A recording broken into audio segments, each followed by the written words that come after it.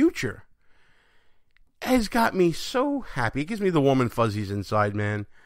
I love that Hollywood is finally getting a dose of their own medicine. They've come up against a force that they can't, talk down. They can't ignore Trump. And by not ignoring Trump, they become obsessive. Because they can't beat him, they obsess over him. Because they obsess over him, they do stupid things like Kathy Griffin. And they all just perpetuate the Trump movement further and further. Folks, we're way before halftime on here on the show, but because we got a big segment coming up with Kevin Sorbo and his wife Sam Sorbo, a great Hollywood actor, director, producer, and a syndicated radio host, author, and they're raising such a great family. I'm so proud of this interview and getting them together on this. We're going to go through the plugs right now. Thanks for listening to Behind Enemy Lines Radio. Check us out at www.behindenemylines.radio.us. Check us out on the Facebooks and the Twitters at BEL_radio. And if you like this show, we normally do it live Tuesdays, 10 p.m. Eastern Time on Spreaker. Haven't done it in a while, but don't worry. We're going to get back to doing some live stuff soon. But if you miss any part of the live show when we do it, you can always check us out on our rebroadcast if you want.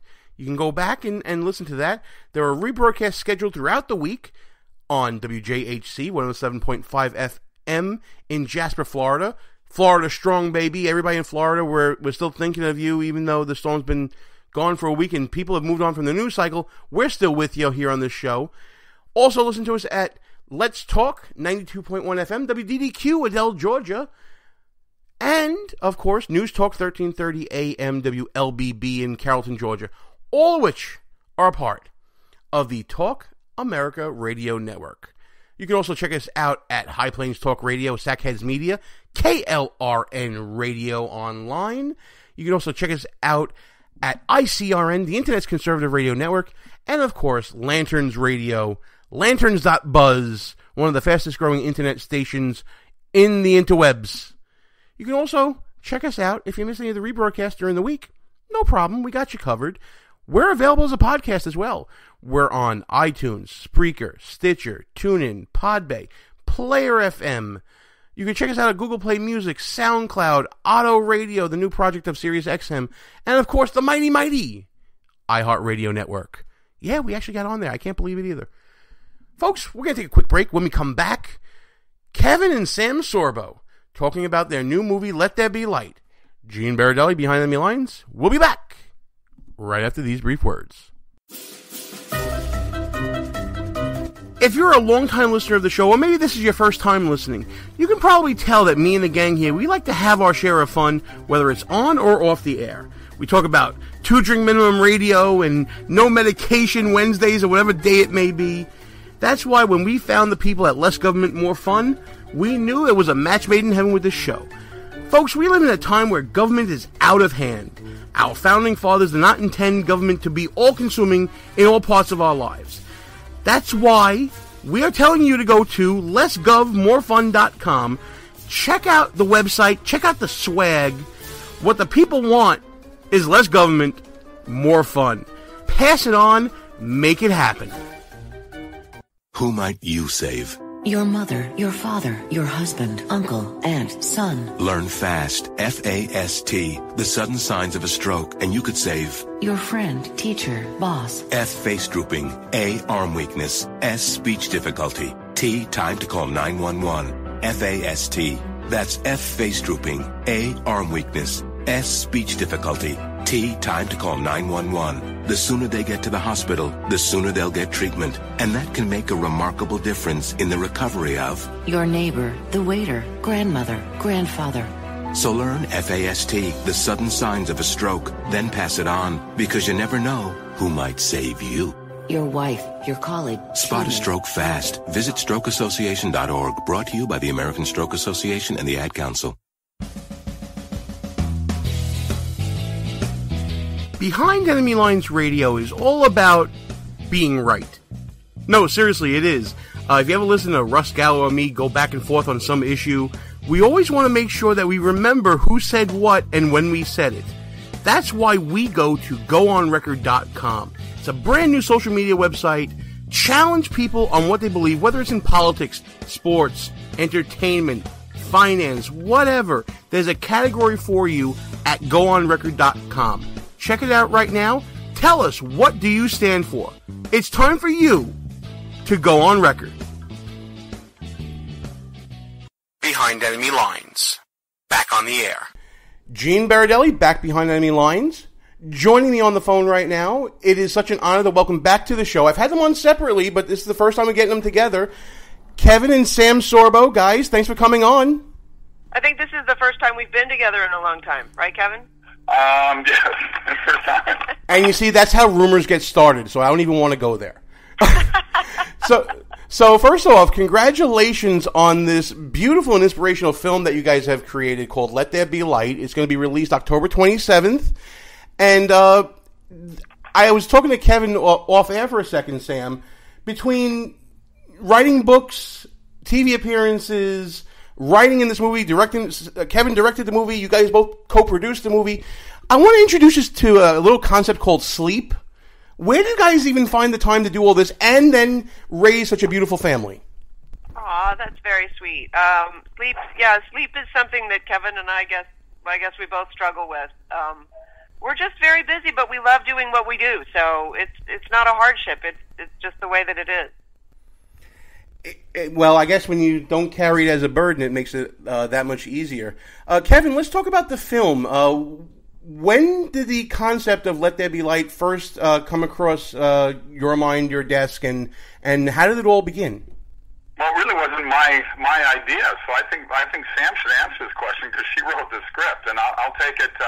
Once she explains the idea of the script, Sam, let me take it from the phone call we got right after that. And Kevin thinks he's running my show now, but that's okay. All right, Sam, you can answer the question.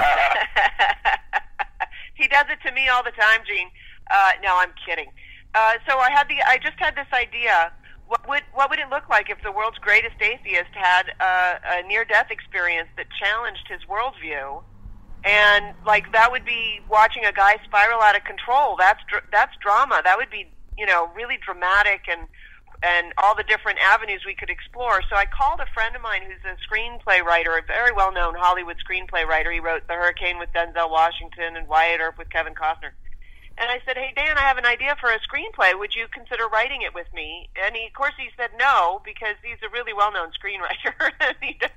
And then he said, but you know what? We haven't seen each other for a while. Let's have lunch. And we had lunch, and I told him the idea.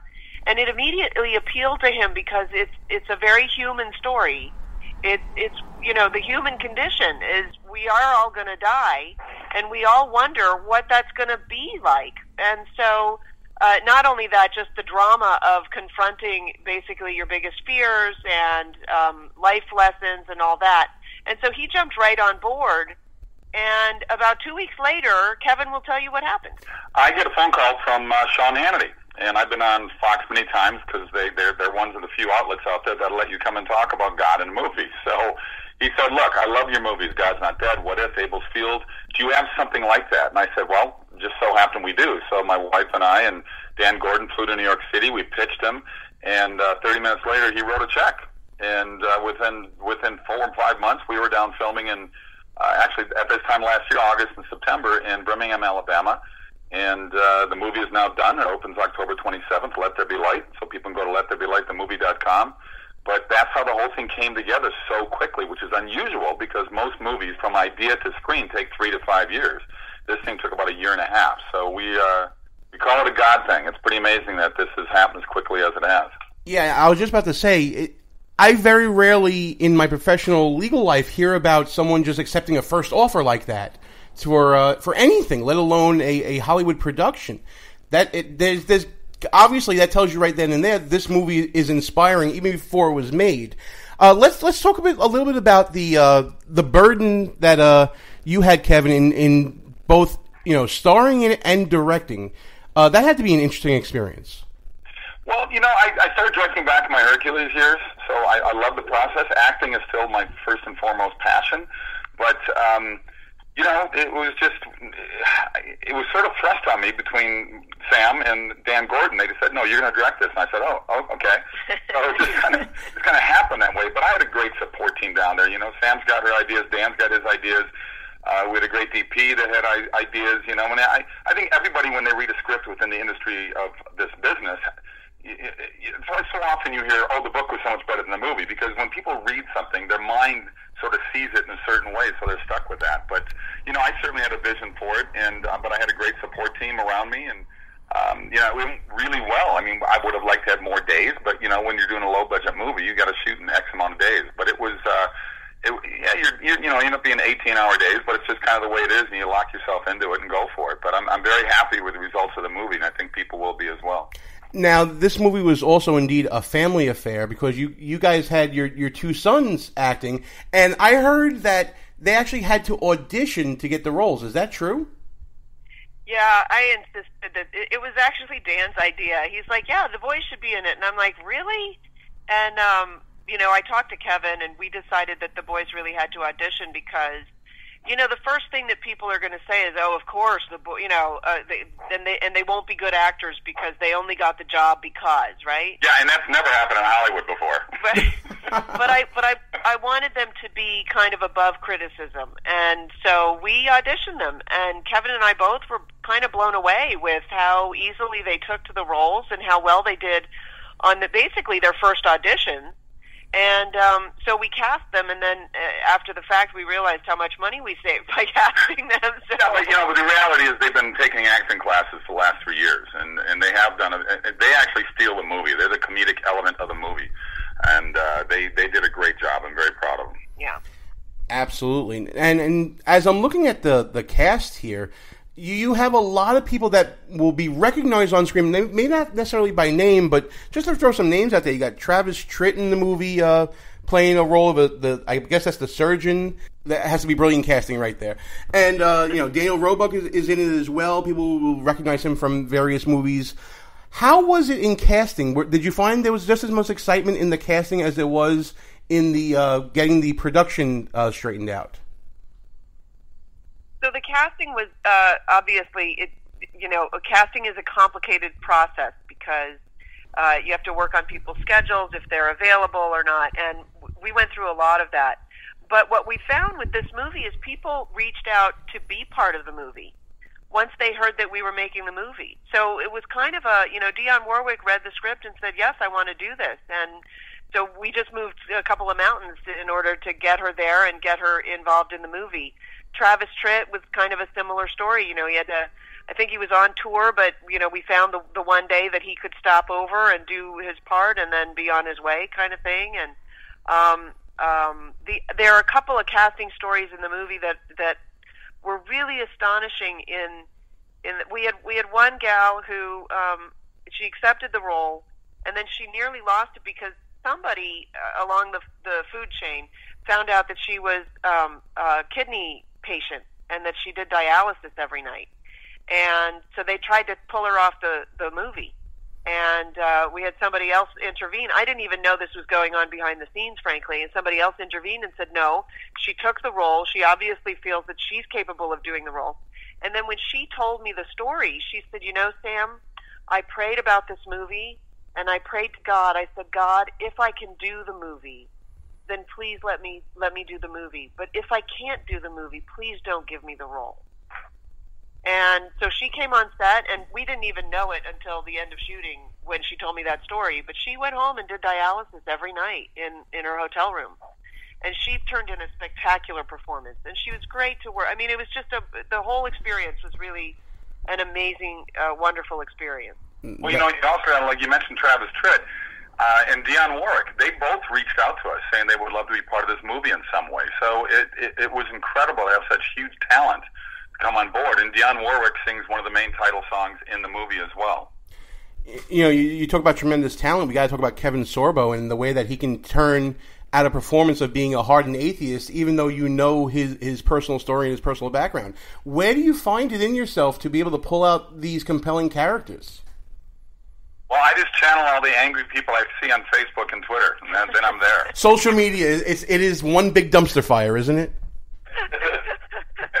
I always marvel at people getting so upset and crazy about things they don't believe in. And that they're so uninformed or ill-informed about. It seems like, people just think because they have an opinion, they're entitled to do and say whatever they want without any responsibility.